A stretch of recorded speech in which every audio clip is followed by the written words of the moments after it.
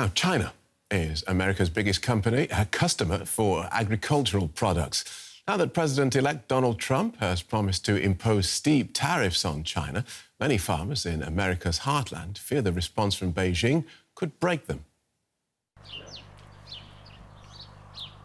The American Midwest has some of the most productive soil on Earth.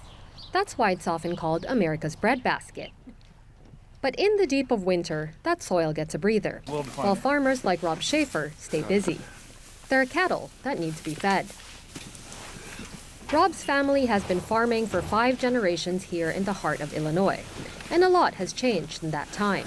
My dad never had to worry about a global market, but my brother and I have to worry about a global market. And they have reason to be concerned. In 2018, Trump sought to punish China for unfair trade practices. He imposed major levies on $200 billion worth of Chinese imports during his first term as president. That pushed China, the biggest buyer of American agricultural exports, to implement retaliatory tariffs of their own. The prospect of a renewed cycle of tit-for-tat tariffs in Trump's second term is reigniting those concerns. We need China to keep buying, and it's a huge dollar amount, okay, for both countries. So there's a lot of their stuff coming into us and us going to them, and that's like I said, we need fair trade, okay, and equal trade, so that we can move our products. They need our products. We want to sell them to them. They want to buy them. In a recent study modeling a worst-case scenario in which Chinese tariffs on U.S. goods rise by as much as 60% and retaliatory tariffs from other countries increase by 10%, economists predicted significant export losses for the U.S. agricultural sector, with grains seeing the biggest hit. A few hours northwest, this time in central Iowa. Farmer Dave Walton is also bracing himself for what may come, at a time where a global grain oversupply has already weighed on profits. The ag economy is not really that good right now. We've seen a drop in our prices. Profitability is going to be down for next year, get down fairly significantly. And if we see another trade war, we're going to go from break even to a little above to negative territory. So that's going to be fairly devastating to us. And Dave points out that increased tariffs on farm exports won't just impact the agricultural sector, but bring knock-on effects with them. It trickles down through the U.S. economy. Farm equipment manufacturers, seed companies, chemical companies, and even the amount of money that I can spend locally with dealerships and at the restaurants and grocery stores. That all trickles down through the economy. The first time around, the pain the tariff war brought upon farmers was such that the government eventually stepped in with subsidies. But farmers here say they would take free trade over handouts any day, and hope that this time the Trump government will have learned from what they view as the incoming president's past mistakes. No, never have been. Let's explore this with business reporter Stephen Beardsley. Welcome, Stephen. Hey, President-elect Trump, big fan of tariffs, even calls himself the tariff man. Is he listening to farmers like those we just heard from? Yeah, Phil, I would say that from what we've seen over the past few months, he's even less concerned about the issue of tariffs and more willing to use them than ever. Look at his election win, in which he often talked about tariffs. Look at his first use of tariffs during his first term. He got away with that pretty well, pretty unscathed.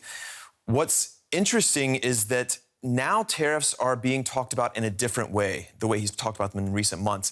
It's less about protecting certain industries in the U.S., bringing back manufacturing, and it's more about trying to shape behavior from trading partners, trying to bring them to the negotiating table. It's a cudgel, in other words, that he's holding over them. And that's why even at a time in which you do see more of an embrace of tariffs around the world to alter certain trade distortions, there's a lot of skepticism about what Trump has proposed and how he's going to go about it. At the end of the day, tariffs cause a short-term shock to markets. They cause longer-term costs to rise for businesses and consumers, and then they potentially lead to a spiral of counter tariffs, which then affects the farmers like we saw in that piece. And from all the evidence that we have, there's really no way to get around that. Someone has to pay the bill of these tariffs, and countries aren't going to let their businesses be the ones who take the only hit. Well, given all those massive downsides, why are tariffs becoming so popular? The world continues to change, and I think Trump's election itself is evidence of that. We're learning this lesson elite classes around the world are learning this lesson that the gains of globalization have not been as fair as they've been made out to be, and that especially for certain sectors, industrial sectors, manufacturing sectors, that have an especial emotional resonance, even if you can point to other sectors around the world, around your economy, and say they've gained through globalization. See how it actually pans out? That the loss of these powerful sectors has really made a difference. You see that in Trump's election. That wasn't a one-off election in 2016. He was just reelected again. On top of that, you've seen the distortions recently because of China and its aggressive trade policies recently. So you see other nations around the world also putting in tariffs. You see the EU, for example, putting in tariffs against Chinese electric automobiles. There could be more tariffs along the way against other Chinese things. So you are seeing this kind of favorability for tariffs coming back. The thing is, they're not the answer to everything. And Trump wants them to be the answer to everything, or at least that's the way he's acted in recent months. He said that he can pay for tax cuts with them. He can dangle them over countries' heads, and they can also bring back manufacturing. But that is disruptive when you throw them around so often. I mean, look at Canada, Mexico. He's trying to renege, or he's proposed reneging on a free trade deal that he proposed with them. Yes. He did with them. Yeah. So what does that say in the long run? Okay, so given all this, do the maths for us then. Give us all this tariff and counter-tariff. Does the US stand to gain or to lose ultimately? I think some of the best math was there in that piece that Janelle did. You see some of that, what they do stand to lose if there are counter-tariffs. I think the biggest loss up front is going to be on export-oriented nations such as China and such as this one, such as Germany. They depend on the U.S. as a very important market. Take Germany, for example. The U.S. is its single most important export destination that's only grown in recent years because China is buying less. So what happens when it becomes more expensive to send goods over to the U.S.? Well, investment goes elsewhere in the world looking for where it's cheaper to get it into the U.S., including into the U.S. itself. That's a problem. Not only that, if tariffs are then raised even higher for China and they can't get into the U.S., where are those goods going to go? They're going to come back right here into Europe.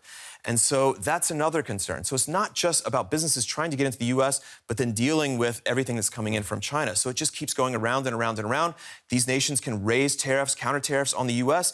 That will bring some pain to the U.S. as well. And you get to this point where you say, who is winning from this? And that's the bigger question. Okay, the next 4 years is going to be such fun. Thank you, Stephen. It's going to be interesting. Stephen Beardsley from DW Business.